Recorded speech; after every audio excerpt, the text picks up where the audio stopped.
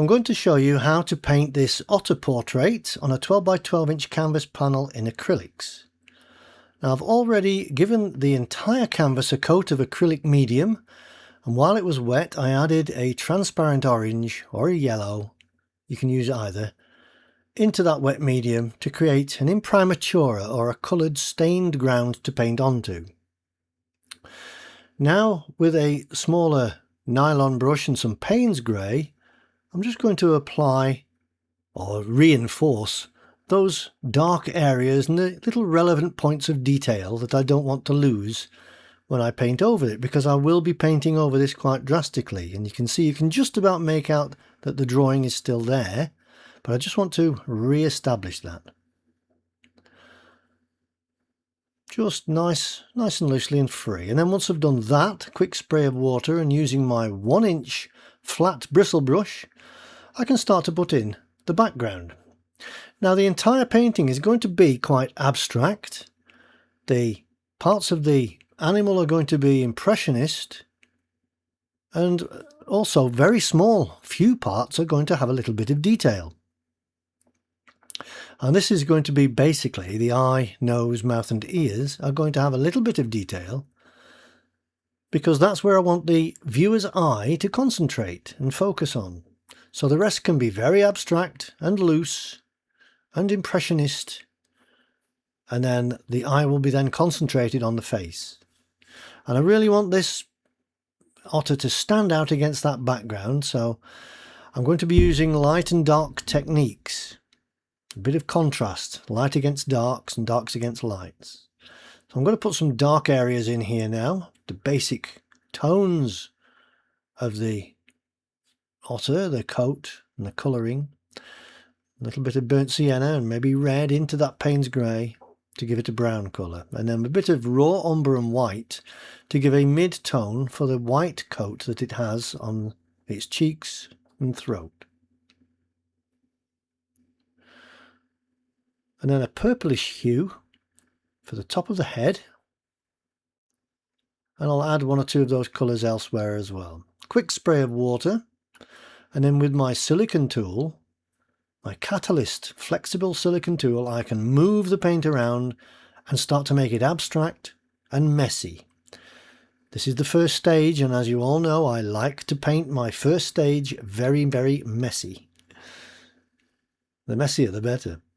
Okay, with a smaller brush now, I'm just going to put in, this is a bristle brush, some of the highlight areas where I want to have the light hitting and catching the animal. And then I'm going to get a lighter colour, brown colour, using a bit of cadmium orange, burnt sienna and white, just to give me a lighter tone of the fur. And then I can mess that up as well while it's wet. Just really quite loosely. And I'll put the nose in as well. Now, you make it messy to start with, because then you can refine it and tighten it up. You can't do it the other way around. So with this small brush now, I'm just going to put in the eye with some Payne's grey. So I've got the shape of the eye and the nose correct, because these have to be accurate. The nose, the mouth, the eyes, the ear, all have to be correct, the right proportion and in the right place.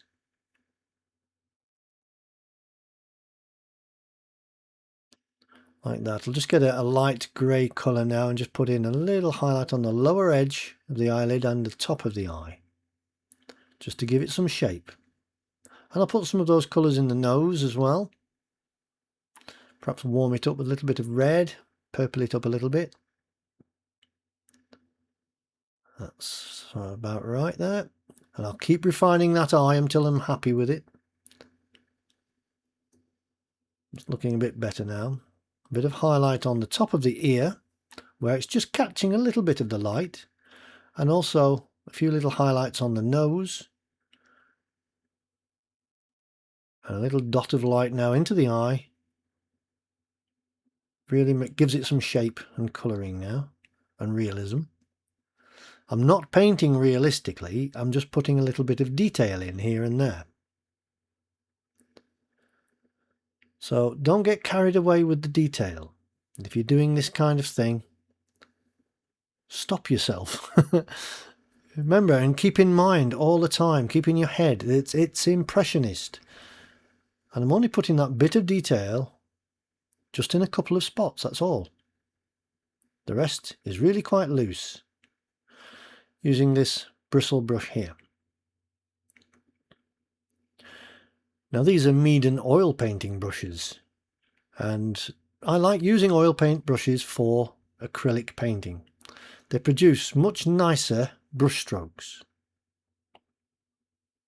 And they're very, very cheap and very, very good brushes, I find. I haven't used them with oils yet, but for acrylics, I find them to be great. Just what I need, and just what I like.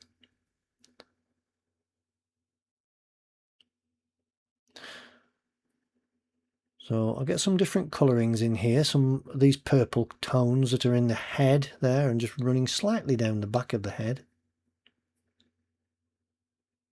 Get a little bit darker for certain areas that are in shadow. And you can blend like this because I'm painting quickly, so the paint isn't drying that quickly. So you find you can blend a lot easier if you paint more quickly. I'm just going to add some phthalo blue into this area here in white, just to give me a little variety with a fan brush.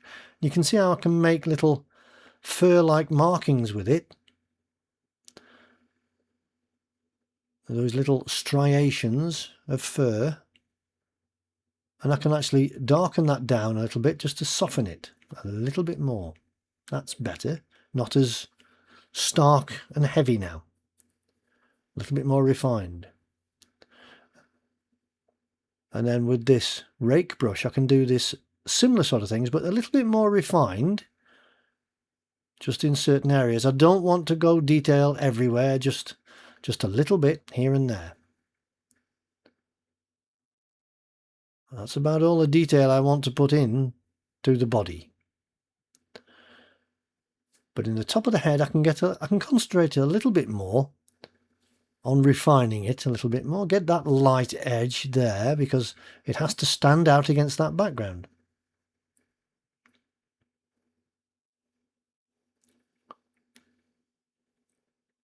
Like that. And put the highlights back into those cheeks there and a little bit of catching the light there on that fur there.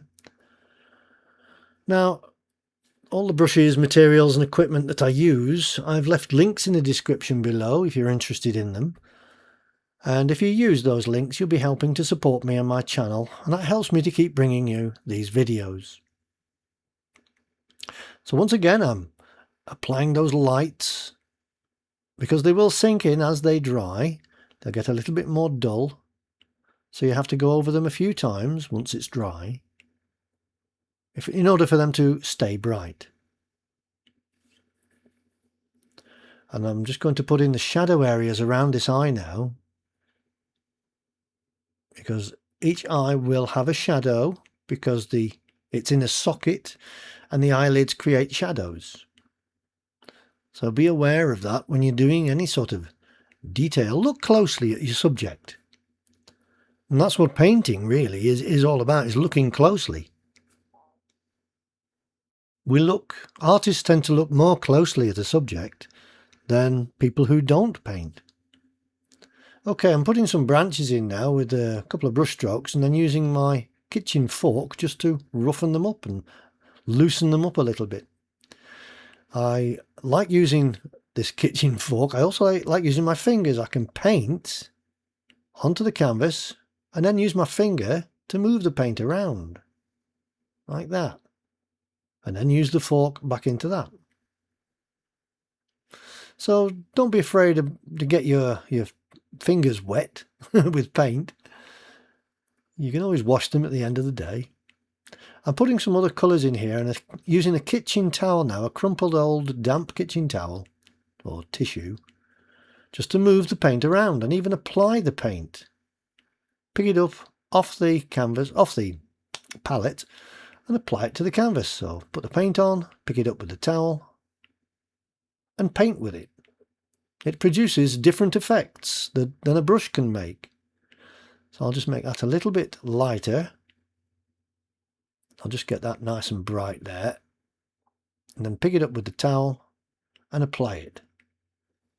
And it produces this lovely random abstract marks. It's great. Use anything, just whatever comes to hand. Try it out and see what marks it makes. You may come up with something completely unique.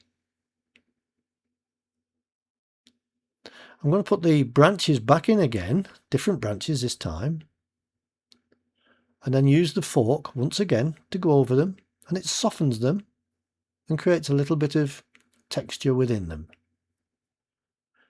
Now I'm using my splayed bristle brush, my worn nylon brush that I like so much to do this sort of thing, and bend the bristles like that, and I can paint lots of little fine lines very, very quickly. I don't want to do too many of these because I don't want to get bogged down in detail. But I'll just put some highlights now back onto that nose. There, just bring those lights over a little bit. If they're too bright, just tap it with your finger and it'll make it go a little bit more dull. Little highlight in the eye and around the lower lid and on the top of the ear. And now it's beginning to come alive. And you can see that that's the only place where there's detail.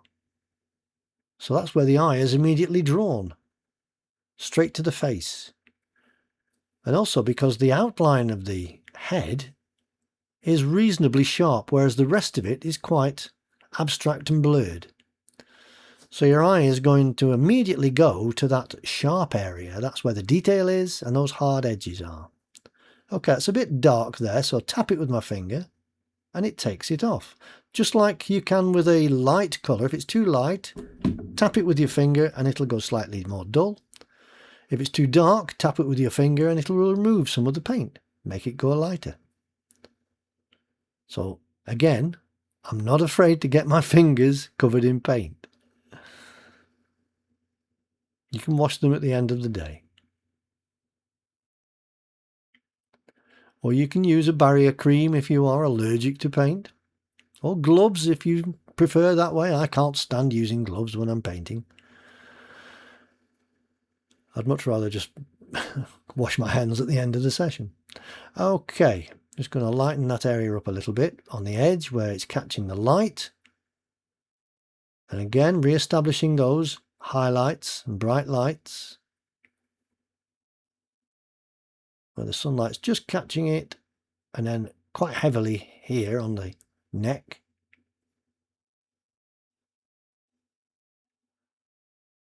There, that's starting to look a little bit more like it's in the sunlight there. Now, a quick spray of water, mist spray, and using a thin brush I can put in the whiskers.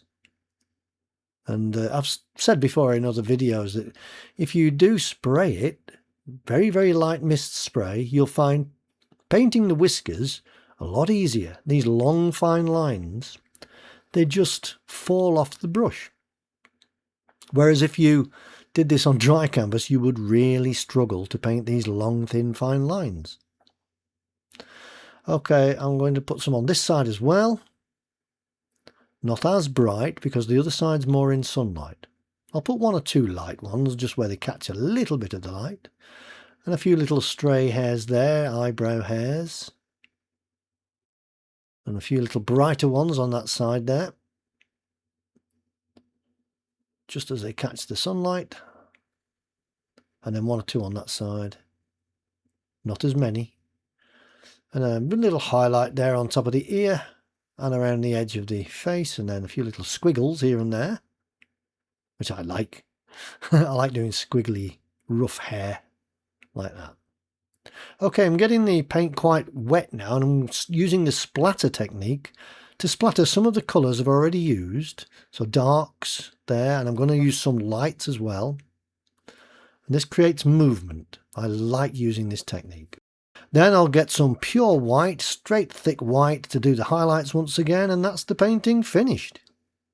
Hopefully I will see you on my next painting video. So until then, have a lovely day and happy painting!